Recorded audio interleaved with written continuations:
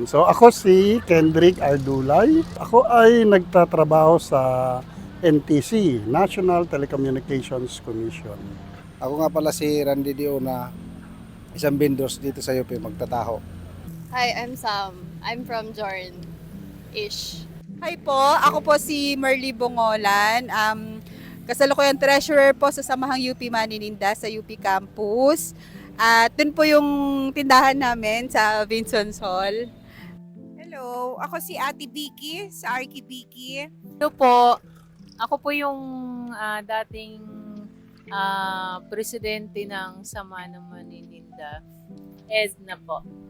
Ako po si Mirna Bungolan, kasalukuyang vice presidente ng Samahan ng Manininda. At yung aking pwesto po ay nasa MAT building.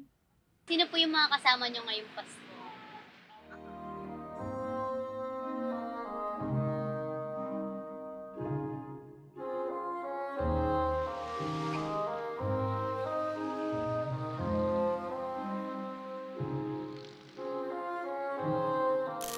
Yung makakasama ko ngayong Pasko yung pamilya ko, anak ko, at saka mga kapatid ko. Sama-sama kami ngayong Pasko.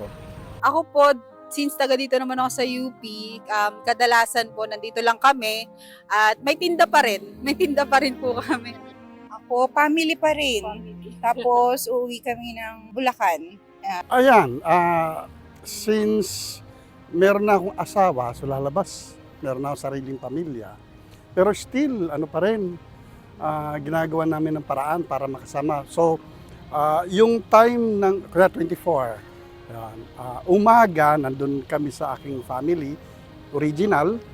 And then, pagkatapos ng hapunan, gabi, tatakbo naman kami doon sa family ng wife ko. So, both sides na nakapag-celebrate kami. Aso ko. Tapos, I guess, family. Bakit Ege? Kasi wala naman akong choice. Pero yeah, tradition na magkakasama kami every Pasko. Dito lang po kami, basta sama-sama lang ang buong pamilya. At saka ang pagtitinda, hindi po kami huminto sa pagtitinda hanggat meron pa kaming mga estudyante na pagsilbihan dito sa campus. So, ano naman po yung mga nakasanayan yung gawi, gano'n, tuwing Pasko po, ay yung parang hindi po matatapos yung Pasko pag di nyo po nagawa? Siyempre, yung simbang gabi, yung celebration, di mawawala yung yung kainan.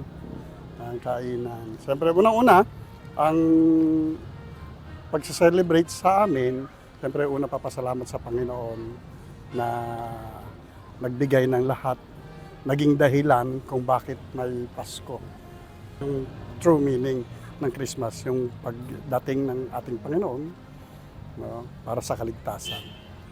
Pag may handaan, kainan, tapos inuman, yun. Kapag Pasko, actually, nanonood ako like ng movie. Meron akong favorite, like pinapanood ko siya every Pasko or every New Year. Old na film. So, kasi iyak ako.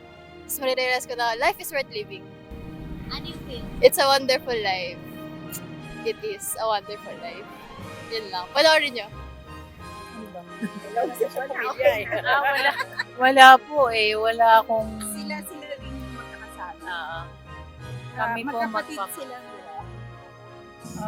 Kapag Pasko,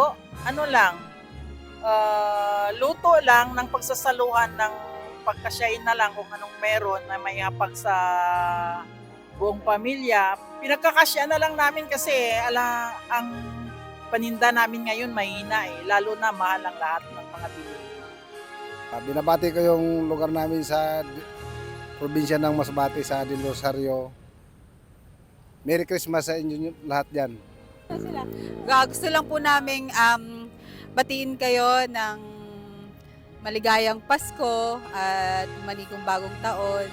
Mula po sa amin, sa Samahan ng UP Manininda, makakaasa po kayo na ang serbisyo po namin ay hanggat may estudyante, nandito po kami. Salamat po. Sa mga nabis ako, Merry Christmas. Tapos, sa mga hindi nag-Christmas, Happy Holidays. Yun lang.